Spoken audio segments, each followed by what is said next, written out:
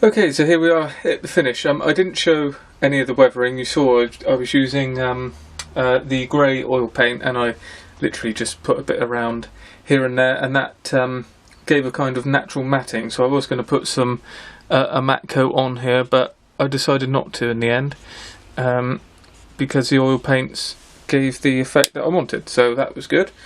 It's been quite difficult to photograph, but I have got some good pictures to follow on behind this little segment. It being black and shiny, I mean, it's reflecting all manner of light, so it's quite difficult to film over here, but if you just bear with me and we'll soon be past it. So yeah, nice quick build this. That's all it was meant to be, really. Didn't want to get bogged down too much. It's probably a little bit too small actually for me. It really is quite a small plane, and there's an awful lot of detail packed into this kit. Again, a very cheap kit, around the sort of £10 mark, and it's very nice overall. It's typical sort of new Eduard. Everything's really crisp and well done. The decals are superb. The kit is pretty old, I think, but with the upgrades that you get in the box, it certainly brings it to the next level. So. Yeah, it's a nice little addition. I do like the 172nd World War I fighters, especially the German ones. I've got an Eindecker, which I've done on the channel previously, and this will sit quite nicely next to it. And it was quite nice to see this one without being the Red Baron. So this one is... so here it says in the Eduard instructions, I'll just read it out.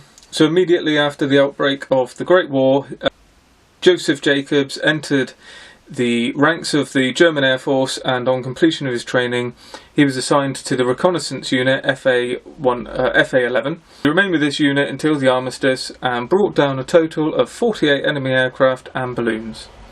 And then he went on to do stay in the military after the First World War, and well, actually survived the Second World War, but it seems he didn't like the idea of what Hitler was doing, so he left and emigrated to the Netherlands, and actually returned to Bavaria after the Second World War. So there we go.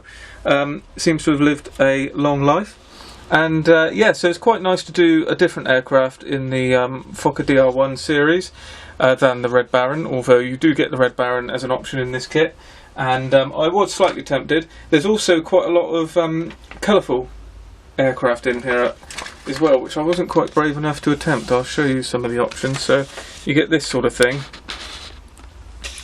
which is quite a nice one, that yellow and red, and they've all got this streaking, and then you've got another one like that, which is green and black, and then you've got the Red Baron, and then there's another one which is white with the streaking here, and a red cowling, which is quite